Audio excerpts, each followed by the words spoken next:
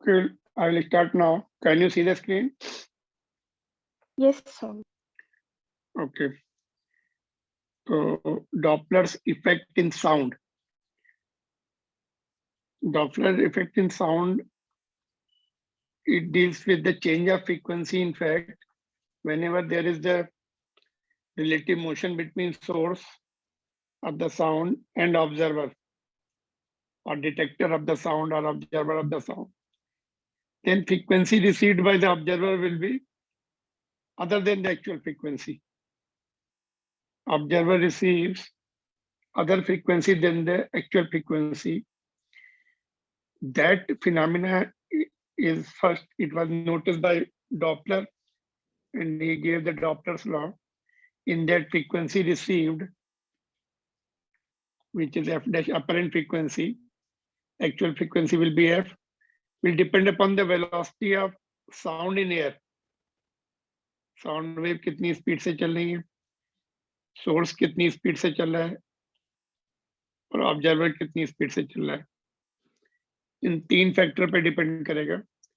Apparent frequency will be given by V plus V naught upon plus minus रहेगा यहाँ पर, नीचे भी प्लस माइनस, और दिस इज एफ. तो F dash is apparent frequency. In fact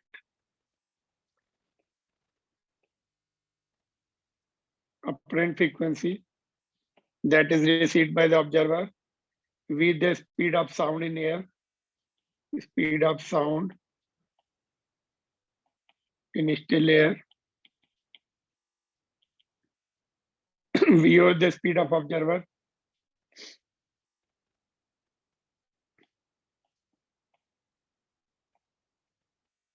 or detector also we call. Vs is the speed of source. Vs is not the speed of sound. V is the speed of the sound in air. ठीक है. Source की speed है Vs. इन तीन factors पे depend करता है. If distance between both, just a minute.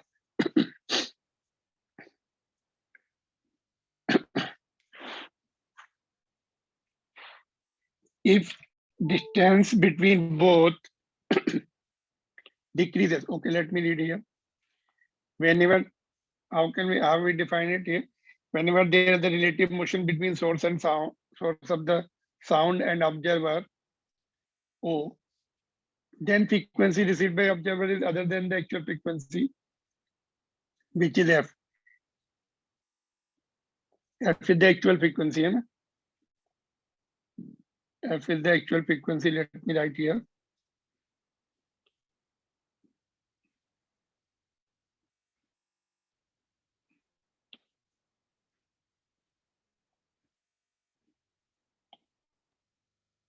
All right.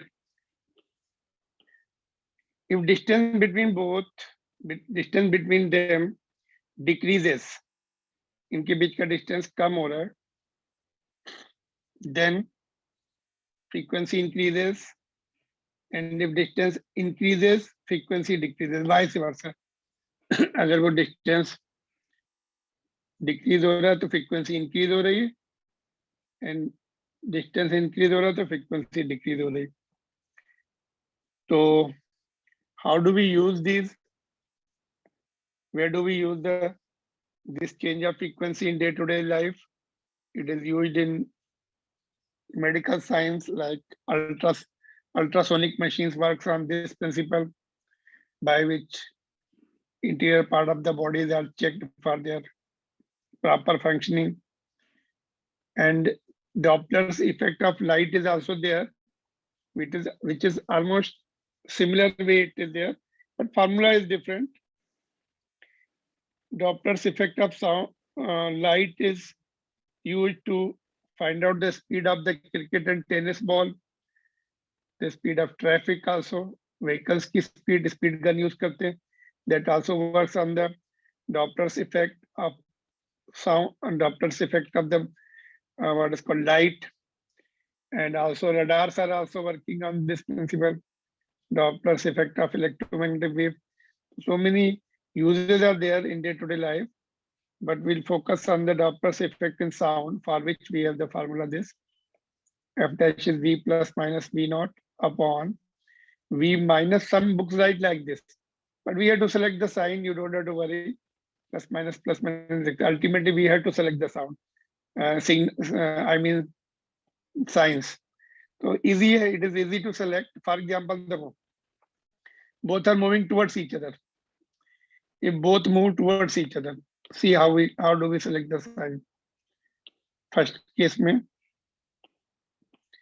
if both move towards each other, क्या होगा? फ्रीक्वेंसी बढ़ेगी, डिस्टेंस कम हो रहा है,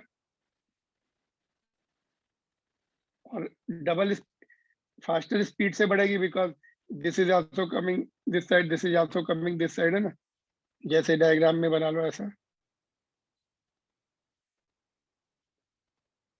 सोर्स इधर आ रहा है, ऑब्जर्वर इधर आ रहा है, तो ऊपर क्या साइन होना चाहिए? प्लस होना चाहिए, इंक्रीजिंग इफेक्ट में चाहिए, both way we are getting increasing effect, v plus v हो जाएगा ऊपर, और नीचे जो है, नीचे भी source is also approaching, I mean source is also reducing the speed, ठीक है?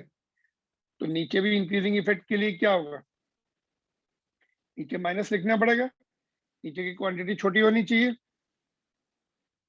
तो double increasing effect, we can write double increasing effect.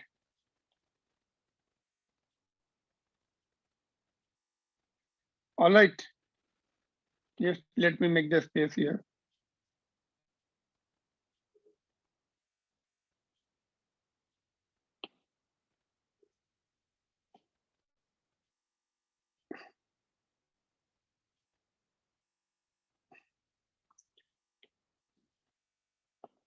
Double increasing effect होगा, दोनों अप्रोच कर रहे हैं.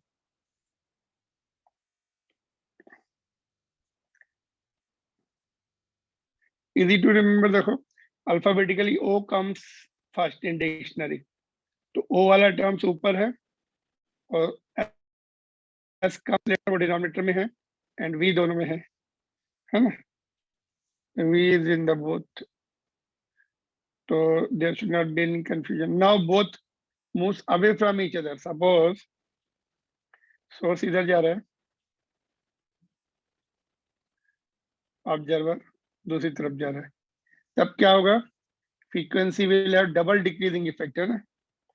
Apparent frequency will be V, ऊपर माइनस आ जाएगा, तो डिक्रीजिंग इफेक्ट हो गया, नीचे प्लस आ जाएगा, फर्दर डिक्रीजिंग इफेक्ट हो गया, तो double decreasing effect.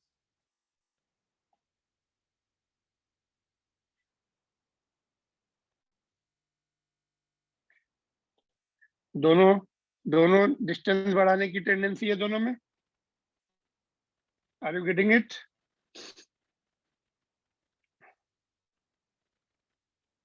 Alright, are there or not? Yes, sir. Yes, sir. Okay,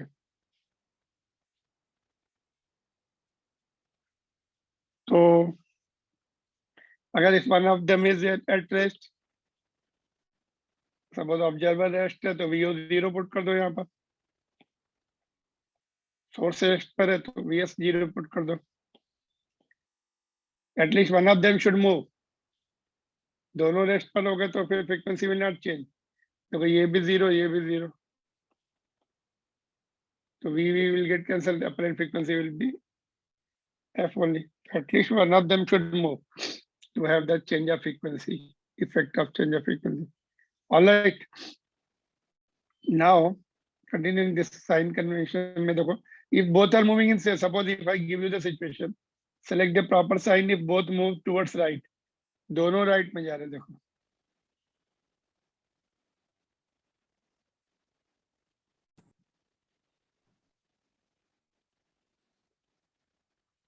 f dash will be now V, यहाँ पर VO, V माइनस प्लस तुम्हें सेलेक्ट करना है, you have to select,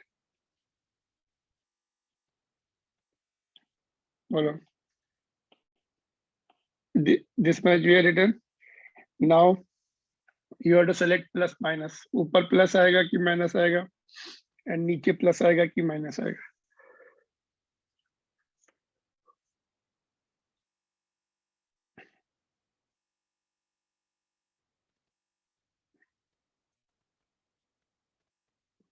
come on, source क्या कर रहा है? Source is moving towards the observer, है ना? तो it is trying to decrease the speed, distance, ये अप्रोच कर रहा है इधर, डिस्टेंस को कम करने की टेंडेंसी है इसकी, दोनों के बीच का जो है, एंड कम करने की टेंडेंसी है, तो इंक्रीजिंग इफेक्ट प्रोवाइड करने की टेंडेंसी है। इंक्रीजिंग इफेक्ट कैसे? डिनोमिनेटर में ये टर्म, इंक्रीजिंग के लिए नीचे माइनस आ जाएगा, ठीक है। Source is going towards observer, थोड़ी देर के लिए सोच लो ऑब्जर्वर रेस्ट पर, it is not moving, imagine कर लो ऑब्जर्वर रेस्ट पर है, सोर्स इज अप्रोचिंग इट, तो नीचे डिनोमिनेटर में उसकी पोजीशन है, माइनस साइन लगाएंगे because it is tending to decrease the distance, तो इंक्रीजिंग इफेक्ट प्रोवाइड करेगा ये वाला फ्रीक्वेंसी को। Now you see observer is going away from the source, अभी सोर्स को थोड़ी देर के लिए अज्यूम कर लो कि रेस्ट पर है वो, ऑब्जर्वर इज गोइंग अवे, तो ऑब्जर्वर इज, इसका मोमेंट जो है फ्रीक्वेंसी डिक्रीज करने की टेंडेंसी है, यहाँ पे माइनस हो जाएगा, डिक्रीजिंग की टेंडेंसी है, तो इट कम्स इन न्यूमरेटर, इसलिए minus. Got it?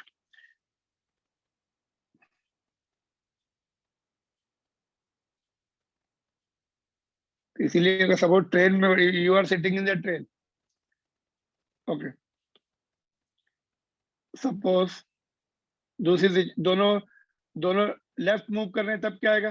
Late us C,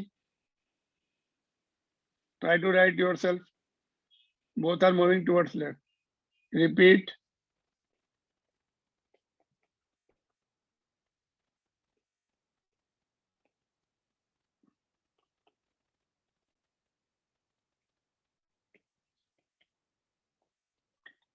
V naught,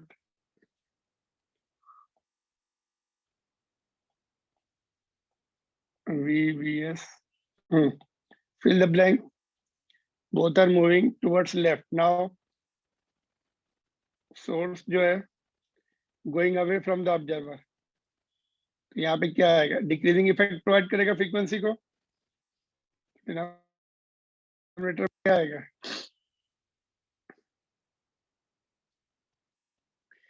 F dash को डिक्रीज करने की कोशिश करेगा, source is going away from the observer, अभी थोड़ी देर के लिए सोच लो ऑब्जर्वर रेस्ट पर है, source is increasing the distance, तो it means decreasing effect of frequency, नीचे क्या आना चाहिए? What should be in denominator? Plus, decreasing effect है, नीचे प्लस हो गया। अब सोर्स ऑब्जर्वर इधर आ रहा है सोर्स की तरफ, तो ऑब्जर्वर के क्या है? अप्रोच कर रहा है, पास में आया है, डिस्टेंस कम करने की टेंडेंसी है, इंक्रीजिंग इफेक्ट प्रोवाइड करेगा, ऑब्जर्वर की पोजीशन न्यूमरेटर में है, तो यहाँ पे प्लस आना चाहिए कि माइनस आना चाहिए? फ्रीक्वेंसी को इंक्रीजिंग, एफ डैश को इंक्रीजिंग इफेक्ट, यहाँ पे प्लस होना चाहिए और माइनस होना चाहिए, प्लस, प्लस, क्योंकि ये इधर आ रहा है, सोर्स की तरफ अप्रोच कर रहा है, तो इंक्रीजिंग इफेक्ट प्रोवाइड करेगा, यहाँ पे प्लस लिखेंगे तभी फ्रीक्वेंसी विल गो अप। तो I want to give the example, suppose train में है, you are in the train, है ना, ये ट्रेन के कंपार्टमेंट्स हैं, तो ट्रेन वेसल बजा रही है, you are sitting in the same train, तो जो स्पीड है तुम्हारी, जितनी स्पीड है उतनी ट्रेन की स्पीड है, तो यहाँ पर क्या लिखेंगे? VT, यहाँ भी VT लिखेंगे, दोनों टर्म्स कैंसिल हो जाएंगे। तो you are sitting in the train, you will not feel any change of frequency. आप सेम ट्रेन के हॉर्न की फ्रीक्वेंसी चेंज नहीं सुनाई पड़ती, दूसरी ट्रेन की सुनाई पड़ती। ठीक है, suppose you are standing on the platform and fast train is just crossing you. Coming approaching में फ्रीक्वेंसी ज्यादा सुनाई पड़ेगी, and when it is going away frequency कम सुनाई पड़ेगी। Intensity is the different thing, intensity is different, but suppose you locate at same positions. अगर तुम देखो same, while approaching you mark it at the same position, while receding also going away same position पे, तो you can feel the difference of sound, frequency का difference सुन सकते। approaching में higher frequency and going away में less frequency, if distances are same तो intensity same मिलेगी, but frequency will be different, quality sound की quality different मिलेगी। yesterday we saw in previous class, if we increase the frequency how the quality of sound was changing, even if intensity is kept constant। of course intensity भी change हो ही जाती है frequency change होने से ना, इसलिए quality of sound जो है चेंज होती है। फ्रीक्वेंसी चेंज होने से एम्पलीट्यूड इंटेंसिटी चेंज होती है स्क्वायर के उससे। But we are talking about frequency purely, not discussing the intensity. Clear? तो डिस्टेंस पे डिपेंड नहीं करती, इसमें डिस्टेंस है क्या? नहीं। Suppose you are standing at the railway platform, यहाँ पे एक्स डिस्टेंस है, ये फ्रीक्वेंसी अपरेंट फ्रीक्वेंसी का ग्राफ बनाओ, while approaching it will have the more frequency, receding में नीचे ऐसे हो जाएगा, ये एक्चुअल फ्रीक्वेंसी है। डिस्टेंस पे डिपेंड नहीं कर रही, no, it will remain same. If it is train is approaching towards you, it will have the same, if it is velocity is constant है ना, source की velocity constant है, तो apparent frequency constant रहेगी till it crosses you। ये नहीं कि apparent frequency बढ़ती चली जाएगी फिर कम होगी, ऐसा नहीं, it remains constant while approaching। ऐसे रहे, जब तुम्हें रिसीड ट्रेन आगे निकल के रिसीड क्रॉस करके दूसरी तरफ चली गई तो फ्रीक्वेंसी ड्रॉप हो जाएगी। यहाँ पे फ्रीक्वेंसी, यहाँ पे पोजीशन और टाइम भी बना सकते। तो डिस्टेंस पे डिपेंड नहीं करती, आइदर इट इज मोर और लेस, दैट्स ऑल। डिस्टेंस या टाइम के साथ it is not changing. Is there any point time का इसमें है? नहीं, डिस्टेंस का भी नहीं, only depends upon the speed of source of sound and observer and velocity of sound in air also, that is more or less constant।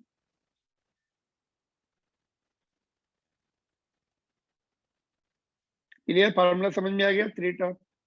Now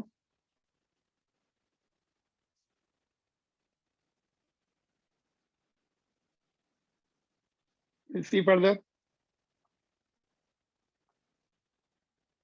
यदि ये NCERT book का क्वेश्चन है, train standing at outer signal of railway station blows the whistle of frequency 400 है ना, F is the 400 actual frequency है। In still air what is the frequency of the whistle for the platform observer when train approaches the platform with the speed 10 metre. तो train क्या source है? तो vs 10 metre per second. Observer platform पे खड़ा है, rest पर है ये, और ये मूव कर रहा है। फार्मूला क्या बनेगा? F dash will be V, कौन रेस्ट पर है? वी ओ इज 0, तो O V O terms comes in numerator, वो 0 हो गया। वी नीचे माइनस है, ओके, वी एस ये इतना आएगा, वी ओ इज 0। ऊपर वाला टर्म में ओनली वी है, यहाँ पे माइनस लिखे कि प्लस लिखे? Source is going toward the observer, distance कम हो रही है ना, तो इसका मतलब increasing effect on the apparent frequency. तो नीचे क्या, इसको इंक्रीज होना है तो नीचे माइनस, कैसे नो? तो इससे क्या आएगा? स्पीड ऑफ साउंड 340 दी है, v is given 340, this is V.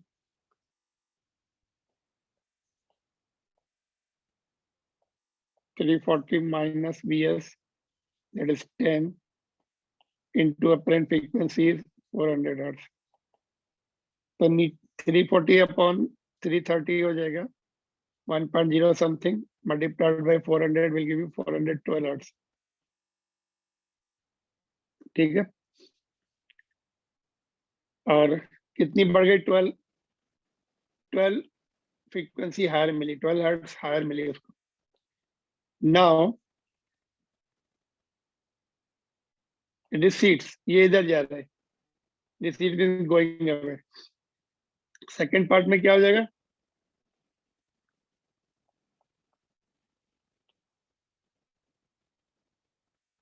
नीचे प्लस आ जाएगा, रिसीट्स मीन गोइंग अवे इधर.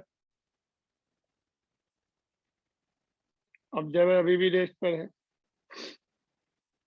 इनटू एफ, तो यहाँ पे वैल्यू पुट कर दो.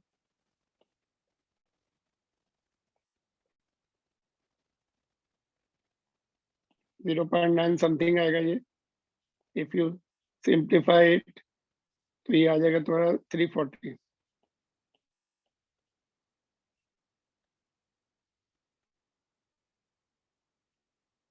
$389 आ रहा, सॉरी 389.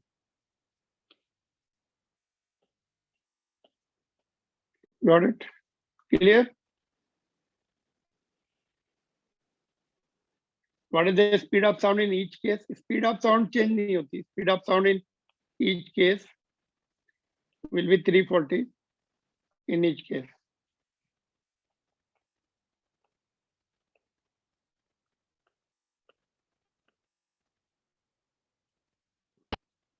Speed of sound कब change होगी? जब wind starts blowing. अगर wind blow हो रही है, ऑब्जर्वर की तरफ जा रही है तो प्लस करना पड़ता है. ठीक है, लास्ट में उसको बताते हैं या यहीं पे बता देते हैं. ओके, ये क्लियर है?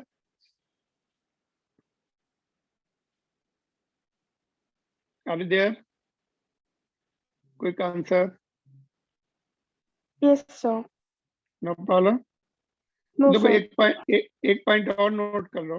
देखो, जब अप्रोच कर रही थी सेम स्पीड से तो 12 फ्रीक्वेंसी 12 बढ़ गई, 400 थी 412 हो गई. जब सेम स्पीड से दूर जा रही है तो फ्रीक्वेंसी 11 कम हुई. सिमेट्रिकल इफेक्ट नहीं है इसमें, सिमेट्रिकल इफेक्ट नहीं है. while approaching it is increasing by 12, while receding it is decreasing by 11. एक में 11 का डिफरेंस आ रहा है, एक में 12 का आ रहा है. बट लाइट के लिए ऐसा नहीं होता. लाइट में अगर सोर्स जिस स्पीड से अप्रोच कर रहा है, जितनी फ्रीक्वेंसी बढ़ रही है उतनी ही कम होगी. Because the speed of light doesn't depend upon the frame of reference. Speed of light air पे डिपेंड नहीं करती, इसमें एयर पे डिपेंड कर रही है और इसका फार्मूला भी अलग है. उसमें फ्रेम ऑफ रेफरेंस पे डिपेंड, सोर्स के उस पे डिपेंड नहीं करती, मतलब फ्रेम ऑफ रेफरेंस पे डिपेंड नहीं करती. लाइट का symmetrical effect is obtained in case of light because it doesn't depend upon the frame of reference.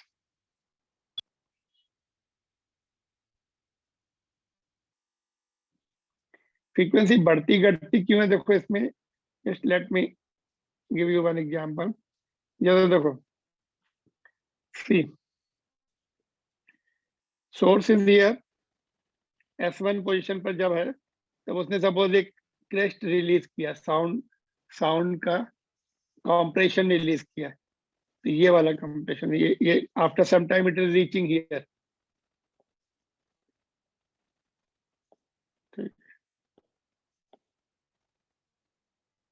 Then it moves to this side.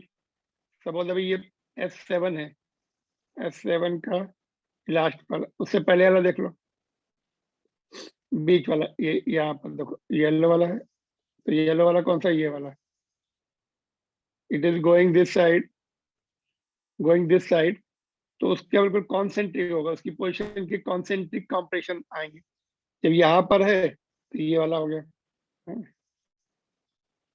तो यू सी दिस साइड जो observer है, detector जो है, उसको wavelength जो है compression के बीच का डिस्टेंस कम मिल रहा है, दिस इंडिकेट लैम्डा डैश, है ना। वेवलेंथ चेंज होती है तो फ्रीक्वेंसी भी उसको मतलब उसको फिर डिफरेंट टाइम पे उसको वो मिलेंगे, इंटरवल ऑफ जो टाइम है ऑफ रिसीविंग द क्रेस्ट और rare, I mean rarefaction और कंप्रेशन विल बी डिफरेंट, है ना। तो अभी अभी वैसे ही कम हो गया, देखो if it starts moving this side और उसको क्रेस्ट पास पास में मिलेंगे या कंप्रेशन पास में मिलेंगे, इधर का जो डिटेक्टर है उसको क्रेस्ट दूर दूर मिल रहे हैं, ठीक है। If it start going away और दूर मिलेंगे, it starts coming then coming closer, then थोड़े बहुत पास में अगेन चेंज हो जाएंगे। तो जो रिसेप्शन है, जो डिटेक्टर रिसीव करते हैं compression and rarefaction, they are different different time intervals. Time interval change होता है तो फ्रीक्वेंसी चेंज होती है ना। ओरिजिनल टाइम इंटरवल से डिफरेंट टाइम इंटरवल में रिसीव होते हैं, therefore frequency also changes. You may think okay, source is standing here, then it will just same distance पर होंगे, फिर इधर वाला भी इधर भी। बट अब अभी डिटेक्टर अगर आगे आ रहा है, अप्रोच कर रहा है या दूर जा रहा है, again they will be, he will feel that crest are not at same time interval, उनका कुछ चेंज हो रहा है time interval. If source starts moving, again he will feel the difference of frequency. In that case, wavelength may not change due to motion of the detector. Wavelength दोनों तरफ से same आएगी। Suppose ये पहला उसने कंप्रेशन रिलीज किया, वो यहाँ पहुंच गया, दूसरा यहाँ पर है ना। तो ये वेवलेंथ अभी ओरिजिनल जितनी है उतनी है दोनों के बीच की, इधर वाले की डिटेक्टर के लिए। But detector starts moving towards the source, then again जो सक्सेसिव कंप्रेशंस के बीच का डिस्टेंस है कम हो जाएगा, उसको frequency will change. That's how the frequency changes when the source moves or observer moves or both of them moves. There is some relative velocity that makes the distance between compressions and air frictions will get changed due to the motion, and hence frequency will change. ठीक है, clear? तो ये question हो गया था। No problem here in this question number 20, and you can solve these two questions at home. We will discuss it in the next class. One more class will be there, afternoon or tomorrow. Then we'll wind up. तो ये दोनों try करो and we'll discuss in the next class.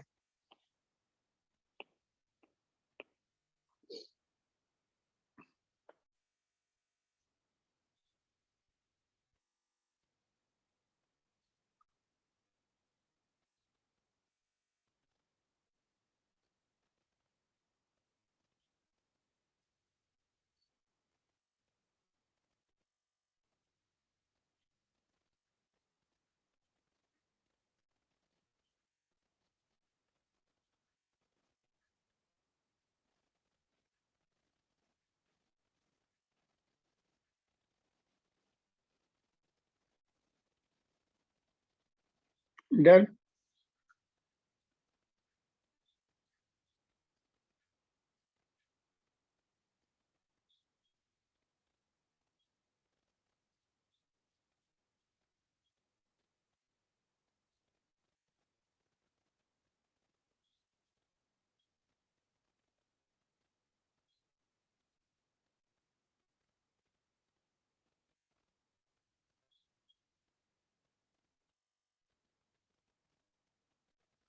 Noted?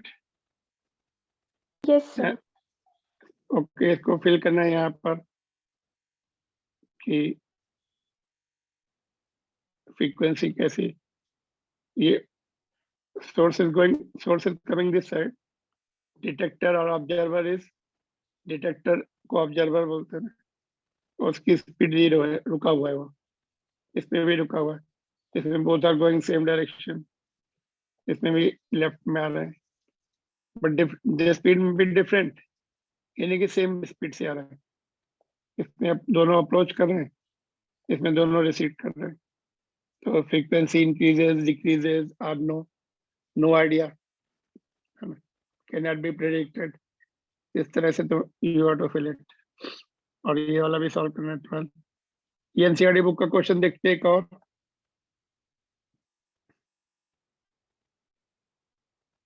Train is standing in the yard, blows the whistle of frequency 400 Hz in still air.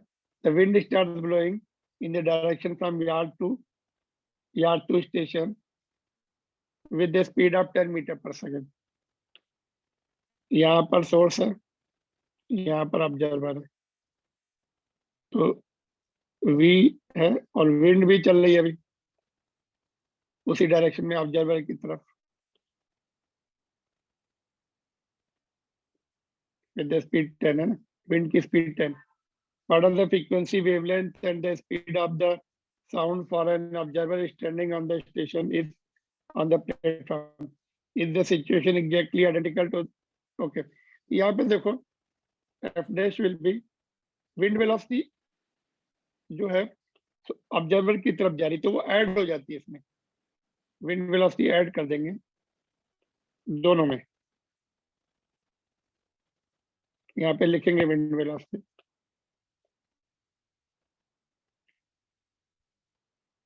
ये 0 हो जाएंगे दोनों, ठीक है। तो v कितना है 300, दोनों कैंसिल ही हो जाएंगे। देखो wind is flowing with the 10 metre per second and the sound की स्पीड कितनी है 340 प्लस 10 और ये 340 प्लस 10, ये तो 0 0 है, ऑब्जर्वर एंड सोर्स रुके हुए दोनों। फ्रीक्वेंसी कितनी है, how much is the frequency 400, ये वाली देखो ये कैंसिल हो जाएंगे तो 400 ही रहेगा, ठीक है। अगर विंड अपोजिट होती है इसमें तो यहाँ पे माइनस करते, दोनों जगह माइनस आ जाता है ना। सोर्स की तरफ हो रही है wind, VW is the wind velocity, वो वेव्स को जल्दी लेके जाएंगी इसकी तरफ ऑब्जर्वर की तरफ, तो विंड वेलोसिटी उसमें ऐड हो जाती वेलोसिटी ऑफ वेव्स में। अदरवाइज स्टिल एयर है तो प्लस माइनस नहीं होता कुछ भी, ऑलराइट। तो नो, अगर केवल विंड फ्लो हो रही है तो कुछ फर्क नहीं पड़ेगा, सेम फ्रीक्वेंसी मिलेगी, ऑलराइट। और वेवलेंथ निकाल सकते हैं, फ्रीक्वेंसी है स्पीड है, ये फर्स्ट पार्ट हो गया। Second part wavelength is v upon lambda, v 340 है, sorry frequency v is equal to f lambda होता है, lambda is equal to v by f 400, this comes to be 0.875 metre, alright. Third part में बोला है कि is the situation exactly identical to the case when air is still and the observer runs toward the yard at the speed of 10? इधर आ रहा है तो no, उसमें तो यहाँ पर VO आ जाएगा, प्लस आ जाएगा, फ्रीक्वेंसी भी कुछ और मिलेगी, 0 नहीं मिलेगी, तो answer is no, frequency will change, we can find out how much frequency there, ठीक है। तो दोनों अगर रेस्ट पर है, स्पीड चेंज डिस्टेंस चेंज होता ही नहीं है, तो therefore no change in the frequency, therefore situations are not same, one of them at least should move, got it?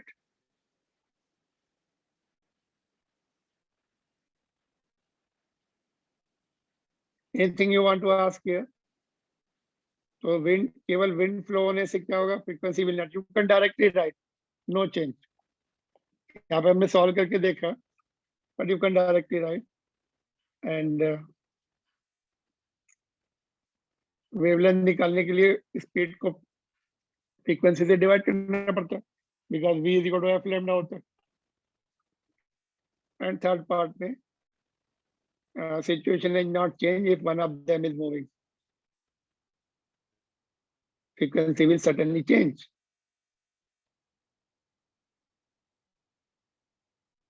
Done? Got it?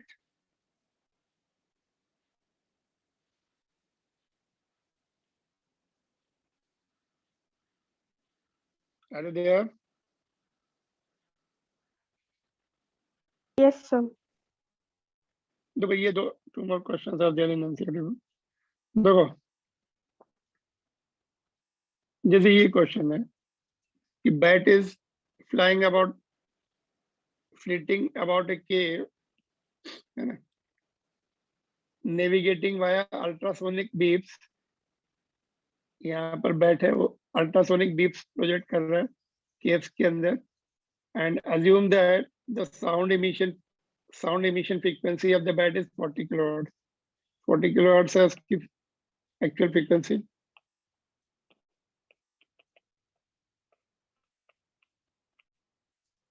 All right. During one fast swoop directly toward the flat wall, ये flat wall है, the bat is moving at the speed. Bat is the source of sound है, तो कितनी speed से 0.03 times of speed of sound in still air. 0.03 दिया है. What frequency does the bat hear reflected off the wall?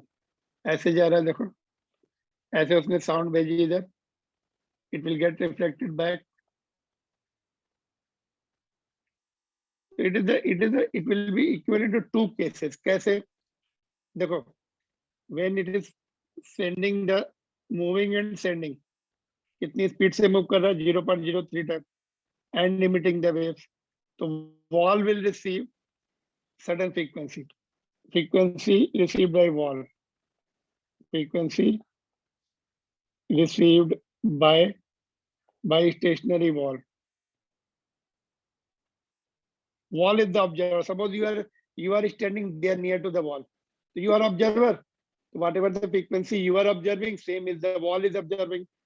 So that will be V. Observer rest पे हो गया, ऊपर 0 आएगा, प्लस माइनस 0, और सोर्स जो है बैट है वो नीचे आएगा, अप्रोच कर रहा है वॉल की तरफ. Wall will get the higher frequency. You are assume that yourself you are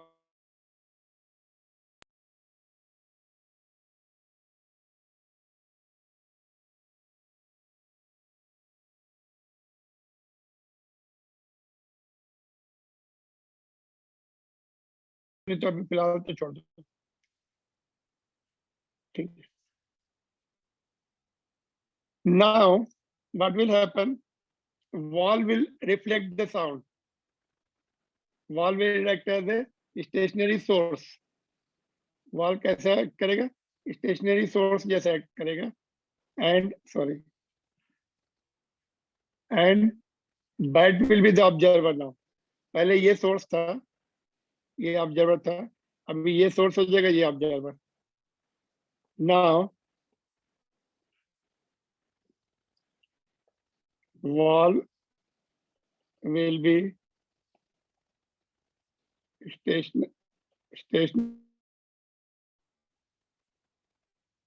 frequency f dash.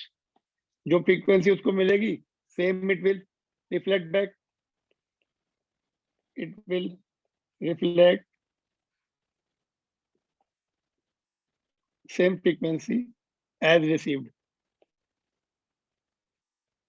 कितनी रिसीव कर रहा है? एफ डैश कर रहा है, इसको कितनी मिल रही है? एफ डैश मिल रही है. Are you getting it?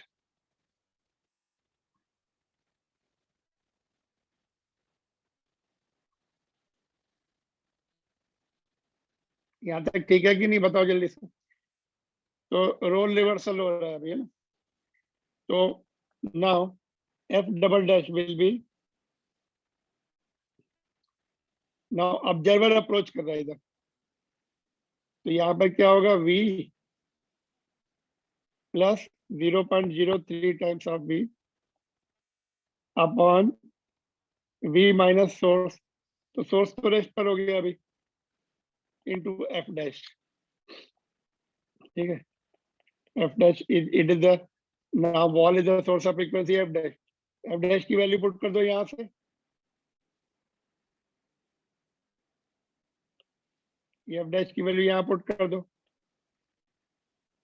v plus 0.03 times of v upon v into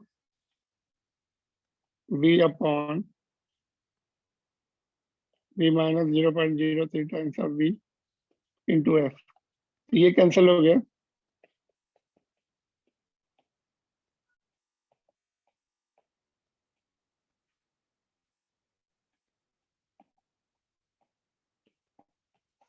Now if you put the values of ऊपर कितना आ जाएगा, this will be 1.03, नीचे कितना आएगा 0.97 टाइम्स ऑफ f। f कितना था इसका 40, तो इट कम्स आंसर इसका आ जाएगा, you'll get the answer 42.47 hertz। You notice here double increasing effect हो रहा है। फिर से देखो, ऊपर प्लस आ रहा है, जो बैट की स्पीड है ऊपर प्लस आ रही, नीचे माइनस आ रही, double increasing, because while going this side it is emitting the sound waves, hit कर रही, wall is receiving frequency, same higher frequency again re-emitted by the wall and approaching observer, now bat will act as the approaching observer, है ना, तो double increasing effect. ऐसे ही question competitive examination में ऐसे इसी logic का क्वेश्चन ये आता है, देखो लाइक दिस, बिग वॉल है, car is approaching to the wall with the speed vc, तो फ्रीक्वेंसी रिसीव, यहाँ से फ्रीक्वेंसी हिट करेगी फिर बाउंस बैक होगी, frequency received by the driver will be v plus vc speed of car upon v minus vc into actual frequency. तो car की speed अगर दी है तो frequency received by the observer driver after reflection will be this. Similar आ रहा, देखो ऊपर plus हो गया, बैट की स्पीड थी ये, we could have written speed of the bat, speed of the bat है ना नीचे, तो we see the speed of car है, इस तरह से रिजल्ट आता है स्पीड ऑफ कार। तो इतना सॉल्व करने से better just you can remember the result, ऊपर प्लस और नीचे minus, frequency received by the driver, ये फ्रीक्वेंसी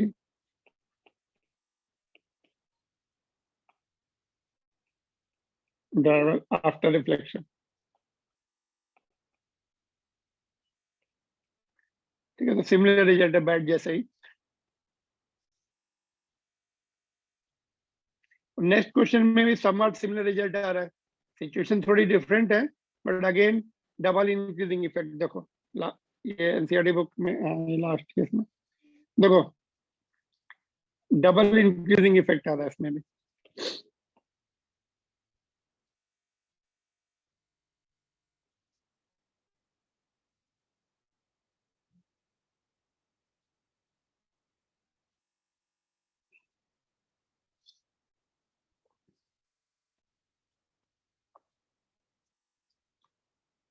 ये सोनार सिस्टम है सपोज, ठीक है,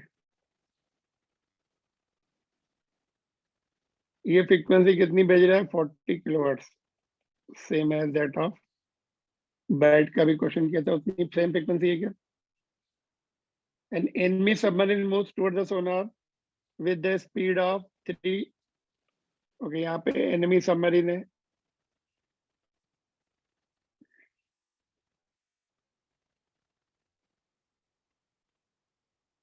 ठीक है, तो वी एनिमी इज, वी लिख दे इसको, कितनी स्पीड है उसकी 360,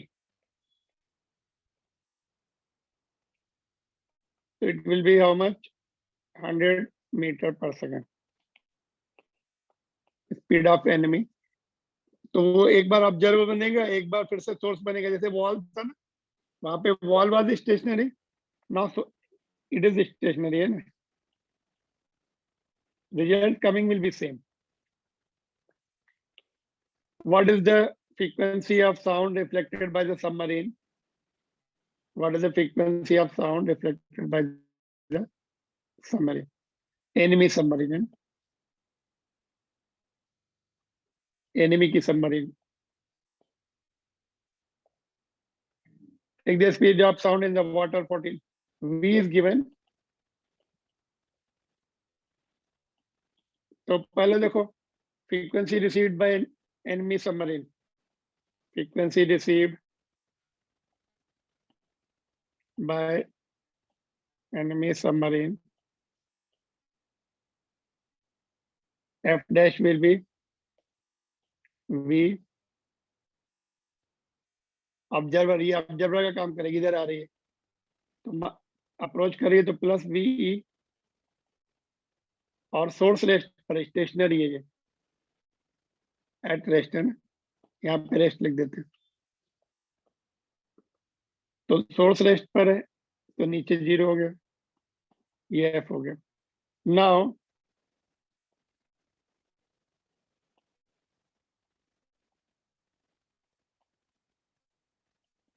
will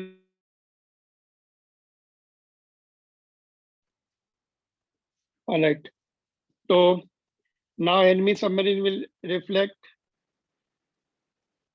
these waves. So frequency received by sonar will be f double dash. मतलब it will act as a source now. That is it acts as source of frequency f dash, and sonar is observer at rest. So frequency received by sonar system f double dash will be V. Observer rest पर है और source approach कर रहा है अभी। Source is the enemy submarine, वो approach कर रहा है, वो इंक्रीजिंग फ्रीक्वेंसी, नीचे माइनस आ गया, रिफ्लेक्ट कर रहा है जो रिसीव कर रहा है एफ डैश, तो वी माइनस वी, और ये एफ डैश की वैल्यू ऊपर से पुट कर दो, दैट इज वी। अच्छा एक मिनट, नीचे आ जाएगा वो, something has gone wrong,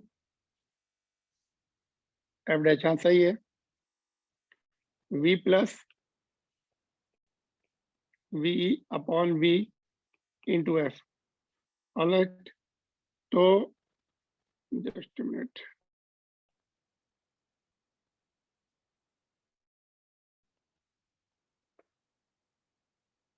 just let me make some space.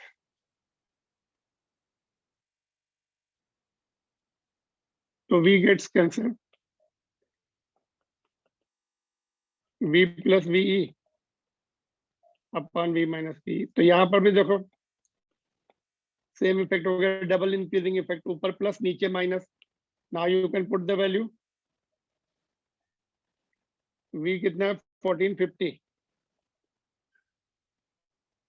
Enemy का सबमरीन 100 से चल रहा है, ये 1450 माइनस 100 इंटू 40 किलो हर्ट्ज है, if you solve it 45.9 kilo hertz आएगा।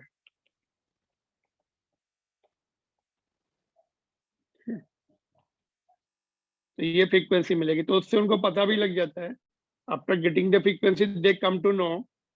अगर रेस्ट पर होती है एनिमी सबमरीन, है ना, तो दे कम टू नो कि there is obstruction at some distance, suppose mountain होता underneath the water, they come to know either some obstruction is there, stationary obstruction is there, mountain is there, or enemy submarine is there at first, or a frequency received is different, it means that it is moving object, it can be enemy submarine or some other big fish can be there, enough, so they can just change the route. Similarly, radar at airports works on the same principle. They will send the electromagnetic wave which will move with the speed of light go and hit the aeroplane and come back, then radar will come to know there is the aeroplane in the air at so and so distance. And also with the change of frequency, they come to know how fast it is approaching. If it is a enemy fighter plane, then they can set the missiles in that direction and hit the target according to their speed and location kitni dur par hai. And that's how the missiles works. Surface to air missile or air to air. Got it? So everything is just technically calculated and in advance, and then they work. तो दोनों cases में तुम देख सकते हो, you don't do that much double increasing effect यहाँ पर, whether the source of sound is moving or observer is moving, source of sound is at rest, ऊपर plus नीचे minus, whoever is moving, v plus that speed and divided by v minus that speed into f. All right, now suppose, Sir, yeah, can you show the question before this? okay, that is your textbook question number 27, Thank you, sir.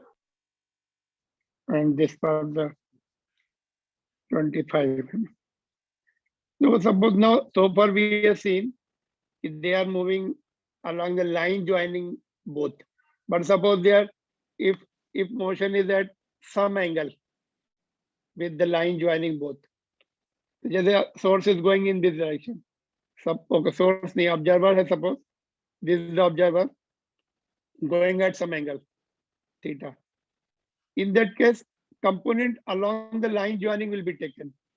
अगर ऐसे जा रहा है acute angle पे इधर component आएगा, obtuse angle पे है तो इधर component आएगा. Suppose theta is here, component will be approaching. Here component is going away. Suppose this is your VO हो जाएगा, VO cos theta हो जाएगा. Angle के साथ क्या component? VO cos theta. In that case, क्या करते? Then components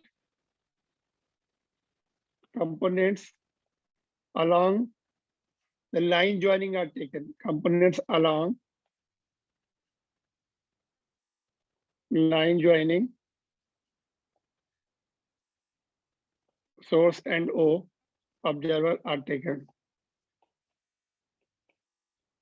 यहाँ पर कितनी स्पीड बनेगी? Frequency received by the observer will be, इसको रेस्ट पे ले लेते थोड़ी देर के लिए. तो V कंपोनेंट किधर जा रहा है? दूर जा रहा है ना, तो माइनस हो जाएगा.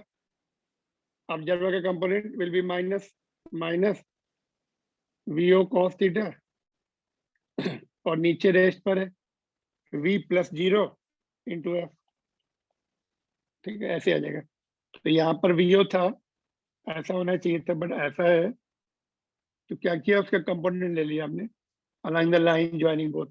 Since it is receding, going away, इसलिए माइनस आ गया यहाँ पर.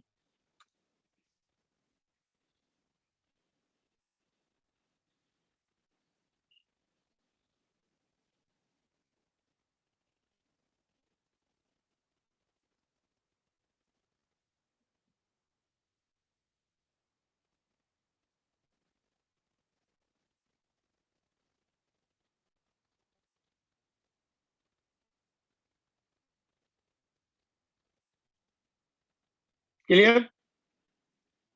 If theta is 90 degree, then what will happen? If theta is 90 degree,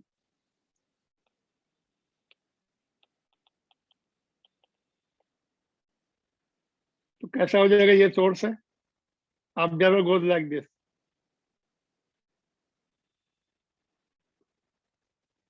तो क्या हो जाएगा? F dash will be V minus V naught cos 90 upon V into F.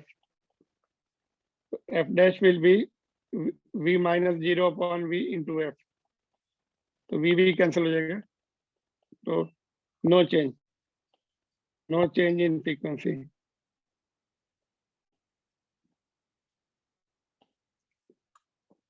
तो अगर ऑब्जर्वर या source they are moving at 90 degree to the line joining both, then frequency received will be same.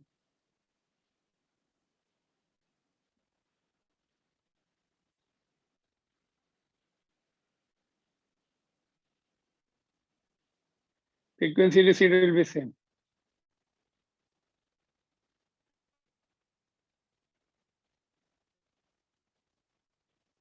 All right.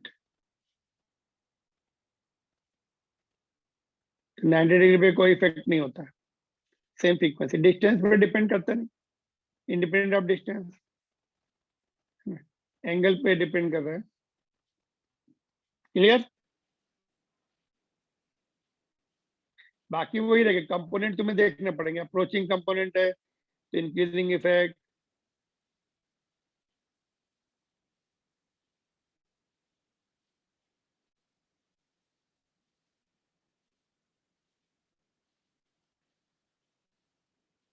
and so on.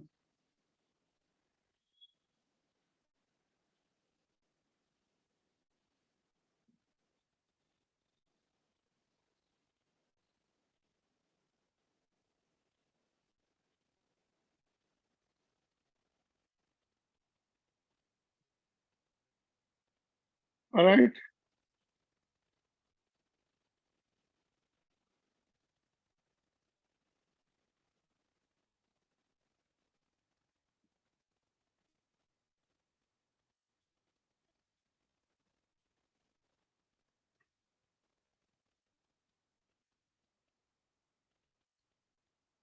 जैसे ये question है इस पे base, can you solve this question?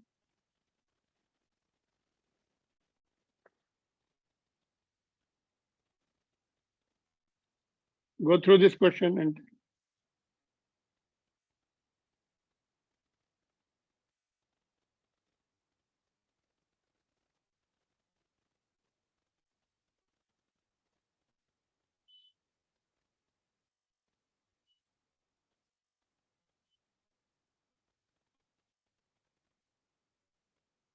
देखो, observer is here, stationary observer, and source is moving like this.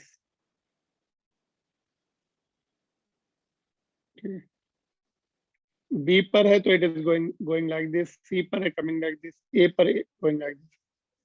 तो they are telling a small source of the sound moves in the circle as shown, and the observer is sitting at O. Let V1, V2, and V3 be the frequencies heard when the source is at A, B, C. यहाँ new है, sorry frequency new one है, यहाँ पर जब था तो उसको new one milli, सी पर है तो न्यू टू मिली, और ए पर है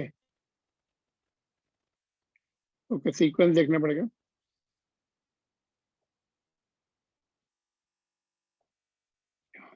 ए के करस्पॉन्डिंग ये है न्यू वन, बी के करस्पॉन्डिंग न्यू टू, सी के करस्पॉन्डिंग न्यू थ्री। ठीक है, arrange them in the particular order. Which one will be the greatest?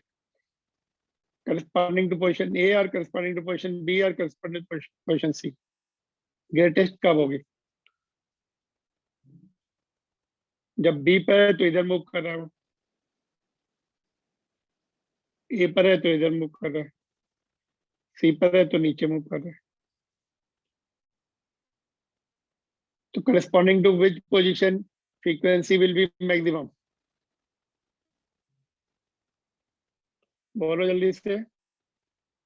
Can you see this diagram? Come on. Are they there? Yes, sir. बोलो।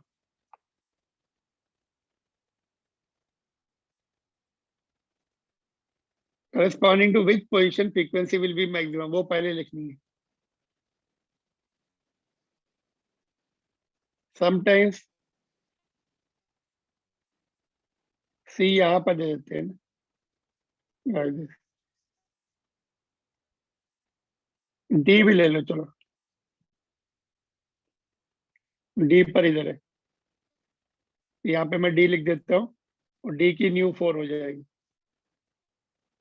बोलो।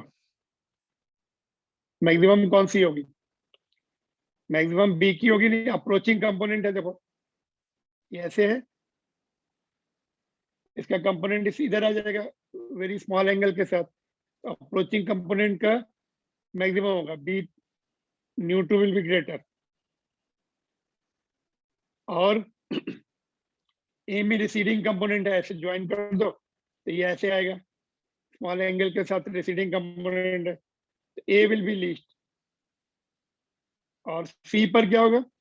सी पर 90 degree पर है, और D पर भी 90 डिग्री, दोनों इक्वल होंगी। 90 डिग्री पे नो चेंज, तो nu two is equal to nu 4, and सबसे कम कौन सी होगी? ए वाली, न्यू 1। ये आंसर होगा। If you don't want to include D तो छोड़ दो डी को, ठीक है, डी हटा दो तो क्या होगा फिर? डी वाला maximum, nu two is maximum, then second number पे ये nu 3 corresponding to C, nu 3 is there, है ना? 90 डिग्री पे no change, nu 3 will be actually new frequency, actual frequency।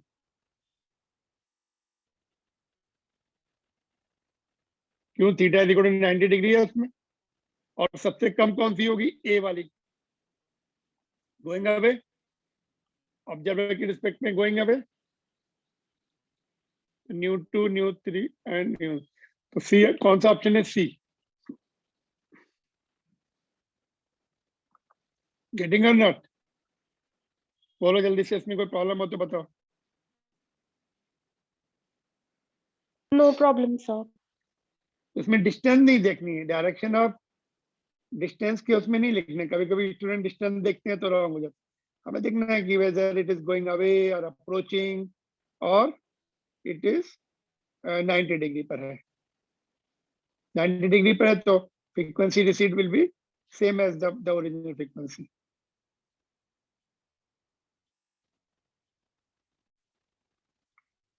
Alright, तो suppose if source move then wavelength also changes. देखो अगर source move करता है तो wavelength also changes, as I told you previous diagram में भी। तो क्या होगा? इधर के क्रेस्ट पास में आ जाते हैं, इधर के दूर चले जाते हैं, तो यहाँ पर wavelength decreases, lambda decreases, frequency इस तरफ की इंक्रीज हो जाएगी, यहाँ पर जो ऑब्जर्वर होगा इस तरफ जो है लैम्डा इंक्रीज हो रही, lambda goes up, frequency goes down. तो वेवलेंथ कब चेंज होगा? जब सोर्स मूव करता है। If source does not move, then wavelength remains same।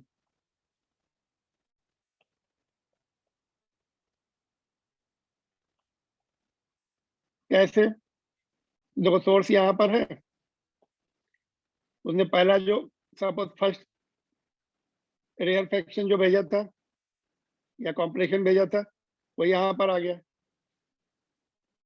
और उसके बाद जो भेजा आफ्टर टाइम टी वो यहाँ पर है।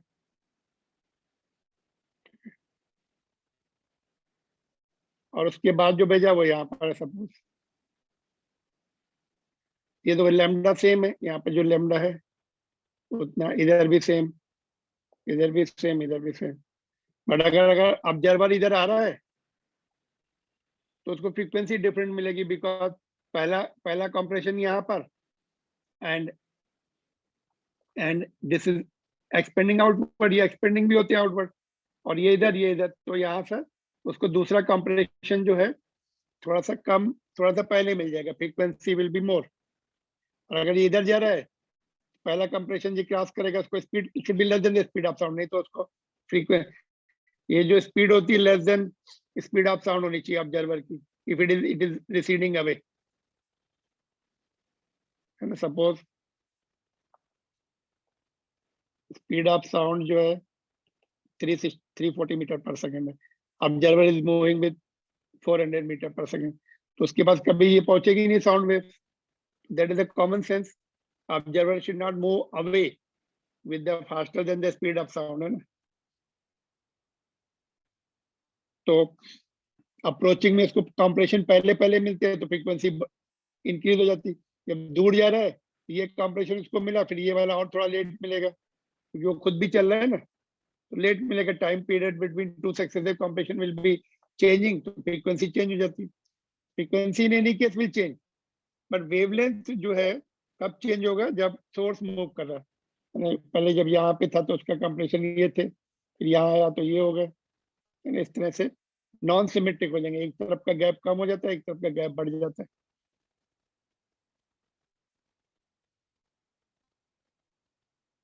ऑलराइट, तो डू वी हैव टाइम?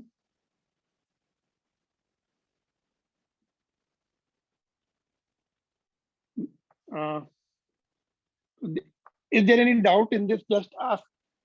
इसमें कोई डाउट हो और you miss some point, because ये दो क्वेश्चन होमवर्क वाले हैं. if there is a time we can do it, we can finish this. Otherwise next class में we'll finish that. And बोलो just a minute, एक और पॉइंट बता दो उसमें. let me see.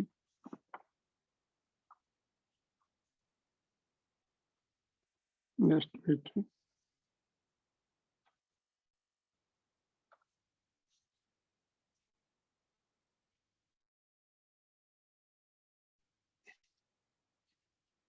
देखो suppose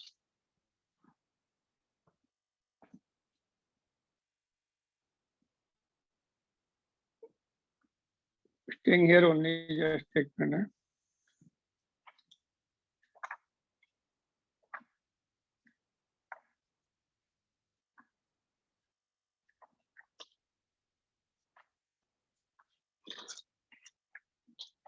see, इसमें अगर तुम्हें वेवलेंथ भी लिखना है, though you are going for competitive examination, ये वाला जो वेवलेंथ होगा दिस साइड का, that will be equal to v minus velocity of the source upon, कम हो गया ना ये, upon v into actual wavelength, और इधर वाले में प्लस हो जाएगा, बढ़ रहा है इधर का. तो वेवलेंथ जनरली केवल यही पूछते हैं, इंक्रीज होगा कि डिक्रीज होगा, या चेंज होगा कि नो चेंज. नीट में they will ask will it change अगर सोर्स रेस्ट पर है, एंड अदरवाइज जे एडवांस में they may ask how much it will change, how much will be the new wavelength. इधर का कम हो गया, देखो माइनस, सोर्स पर डिपेंड करेगा, सोर्स पे, ऑब्जर्वर पर डिपेंड नहीं करता चेंज वेवलेंथ. तो सोर्स अगर मूव कर रहा है तो जिस जिस तरफ मूव कर रहा है उधर ऑब्जर्वर है तो उसको वेवलेंथ कम मिलेगी, फ्रीक्वेंसी ज्यादा मिलेगी. अपोजिट डायरेक्शन में मूव कर रहा है ऑब्जर्वर से, wavelength will go up, frequency will come down. वैसे भी वेवलेंथ एंड फ्रीक्वेंसी रेसिप्रोकल होते हैं कि नहीं होते? Got it? so this is done. and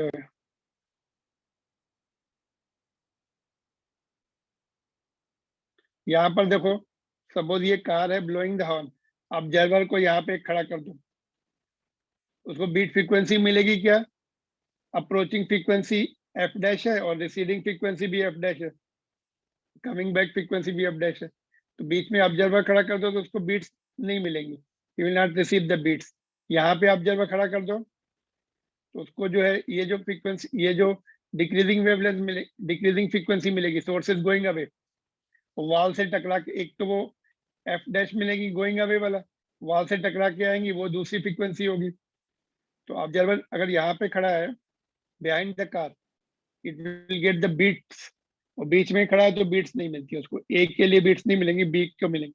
उसको निकाल सकते हैं, एक फ्रीक्वेंसी डायरेक्ट आएगी, दूसरी वॉल से टकरा के आएगी, दोनों का जो डिफरेंस होगा he will feel that beat, loud sound जो है, इंक्रीजिंग एंड डिक्रीजिंग साउंड सुनाई पड़ेगी उसको. क्लियर? तो बीट का पॉइंट बता दिया मैंने। ये दोनों क्वेश्चन करके फिर इसको वाइंड अप कर देते हैं नेक्स्ट क्लास में हम लोग। थोड़ा सा I want to go back to rotational motion. देखो ये क्वेश्चन था होमवर्क में, मैंने बताया कि चेक पॉइंट नंबर 4, सोर्स इधर आ रहा है और ऑब्जर्वर रेस्ट पर है, फ्रीक्वेंसी क्या होगी, इंक्रीजिंग या डिक्रीजिंग? बोलो। ऑब्जर्वर रेस्ट पर है, सोर्स अप पर, increasing, frequency apparent frequency will go up. इसमें क्या होगा, सोर्स पीछे जा रहा है, ऑब्जर्वर रेस्ट पर है, फ्रीक्वेंसी विल बी डाउन। इसमें क्या होगा, दो both are moving towards right, what will happen to the frequency to the observer? Observer यहाँ पर है, सोर्स इधर है, तो फ्रीक्वेंसी उसको बढ़ी हुई मिलेगी, घटी हुई मिलेगी? Come on, this you have to reply.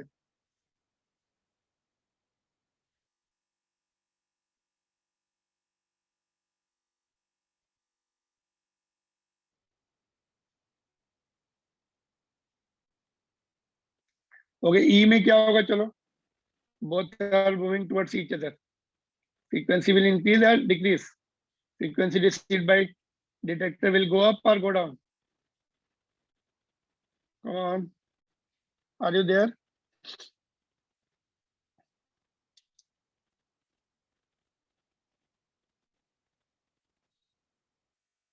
Are you there? increase in frequency.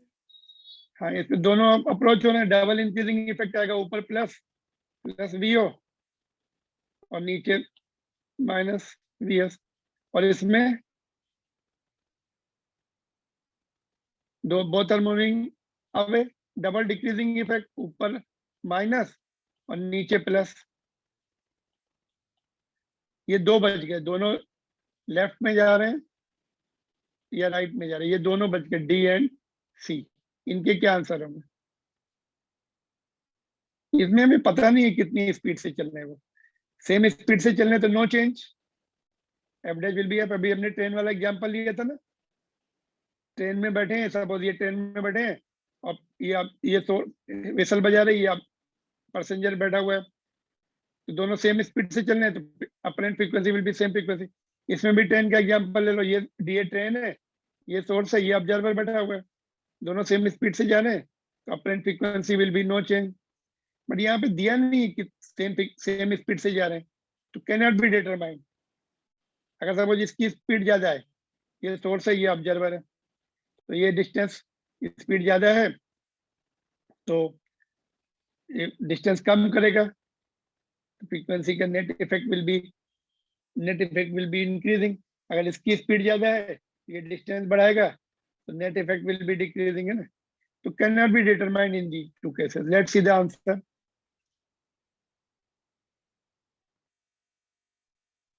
First वाले में ग्रेटर था, ग्रेटर अप्रोच कर रहा है, इसमें लेस था, इसमें कांट टेल क्योंकि स्पीड पता नहीं है हमें, इसमें भी कांट टेल, इसमें ग्रेटर अप्रोच कर रहे हैं दोनों, source and observer, detector means observer. और इसमें क्या होगा, बाकी तो ये तो हो गए थे ना, इसमें डिक्रीजिंग, लेस हो जाएगी। गॉट और नॉट? समझ में आ गया सारे साइन कन्वेंशन? Yes, sir.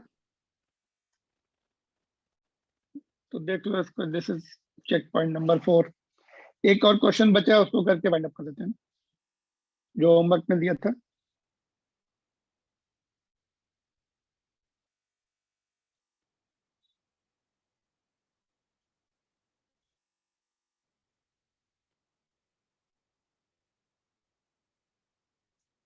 तो officially course is over, but कुछ रोटेशनल मोशन के कुछ check points I want to discuss about the torque and other points, and some questions of rotation motion of slightly higher order thinking के, तो next class में वो करेंगे। ये last question तो ये दिया था, इसमें देखो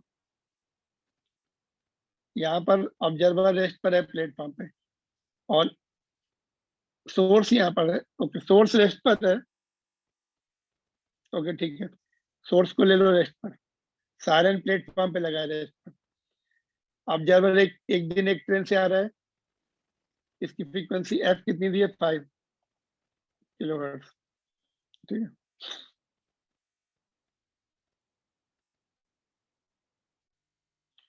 तो passenger sitting in a train A, पहले दिन ट्रेन ए से आया तो उसको फ्रीक्वेंसी कितनी मिली?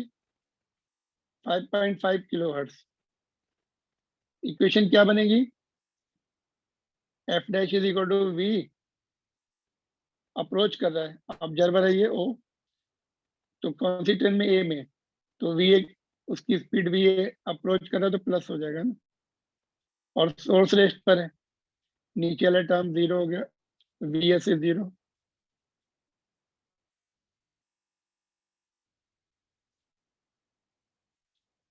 और फ्रीक्वेंसी कितनी है? एफ। तो ये इक्वेशन क्या बन गई तुम्हारी? एक minute just hold on.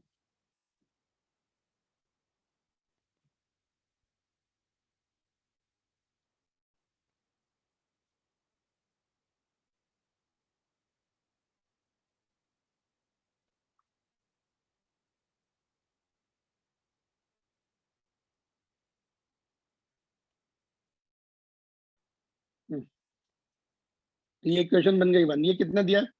5.5 V plus V A, this is 5, equation one. और इक्वेशन टू, अभी नेक्स्ट डे वो बी में आ रहा है, sources at rest again, is approaching in train B, V B से, ये वी एच है सर। तब उसको कितनी फ्रीक्वेंसी मिली? 6। तो सेकंड केस, ये फर्स्ट केस हो गया। सेकंड केस में 6 is equal to V plus V B upon V S. नहीं, वी एस नीचे नहीं होगा, नीचे वी होगा, सोर्स तो रेस्ट पर है ना, यू नॉट स्पीकिंग आउट, और एक्चुअल फ्रीक्वेंसी इज 5। तो पूछा क्या है? Ratio of the speed of train B to train A, V B by V A निकालना है। सॉल्व करके बताओ कितना आ रहा है V B by V A. We have to find out V B by V A.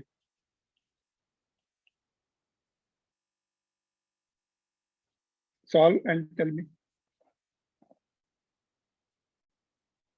Situation clear होगी। One day is coming in the train ए, उसमें उसको हायर फ्रीक्वेंसी 5.5 मिल रही, सोर्सेज एट रेस्ट, नीचे वी एस इज जीरो, यहाँ पर दोनों cases में V S is zero. Observer is in the train A, तो वी ए लिखा, फिर next day is in the train B, तो वी बी लिखा।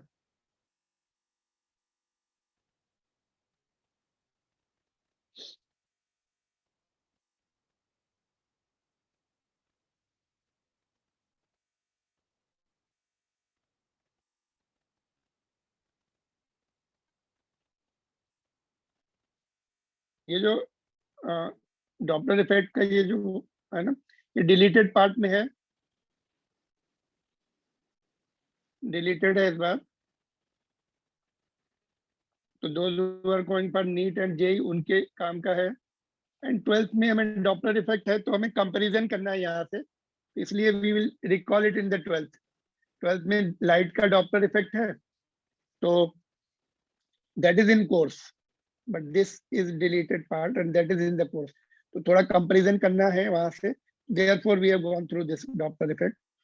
तो those are going for only for this board examination CBSE, उनके school में बताया होगा, ये नहीं है कोर्स में। may not be asked, question may not be asked, but we need it in the 12th, therefore we have gone through all this। तो ज्यादा उसमें बस ये फार्मूला याद रखना है, जो पॉइंट्स मैंने बताया वो याद रखना है। अप्रोचिंग में इंक्रीजेस और रिसीडिंग में डिक्रीजेस, तो वहां भी हमें we have to use that points. Solve किया इसको, देखो कितना आ रहा आंसर, जल्दी बताओ।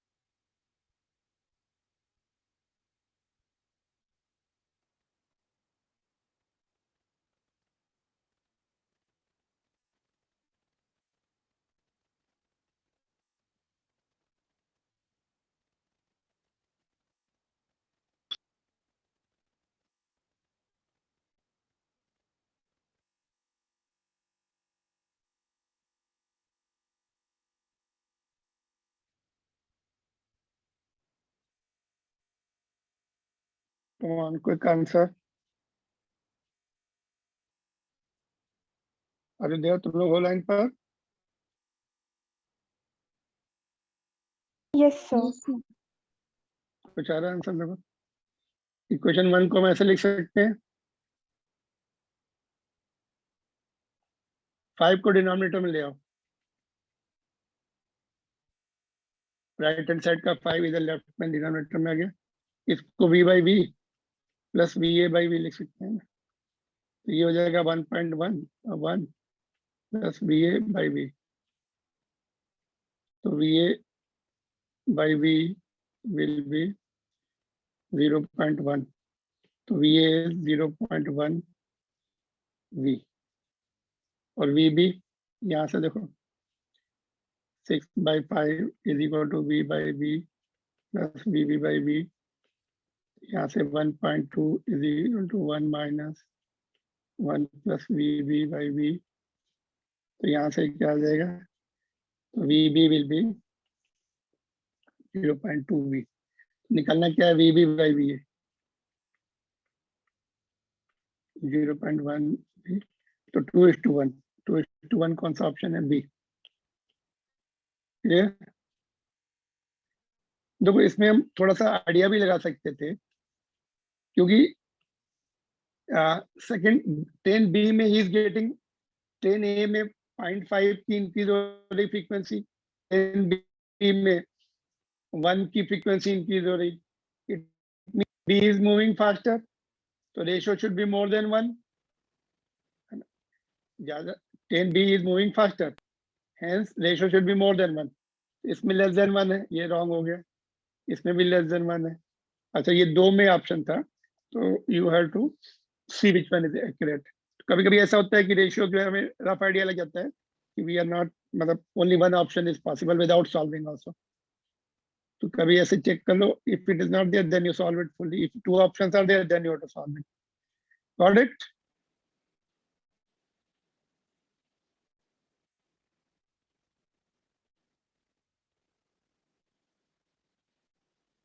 एक्चुअल फ्रीक्वेंसी बोथ केसेस में 5 लिखी हमने. इधर अपेरेंट फ्रीक्वेंसी है, जब 10D में है तो he is getting 6.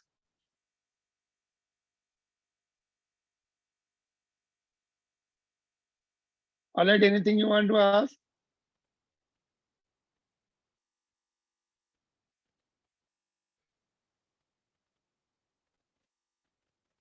No, sir. Okay, then next class we will just see further. And ending now, no class. I think there is no class now. I'll end the meeting now.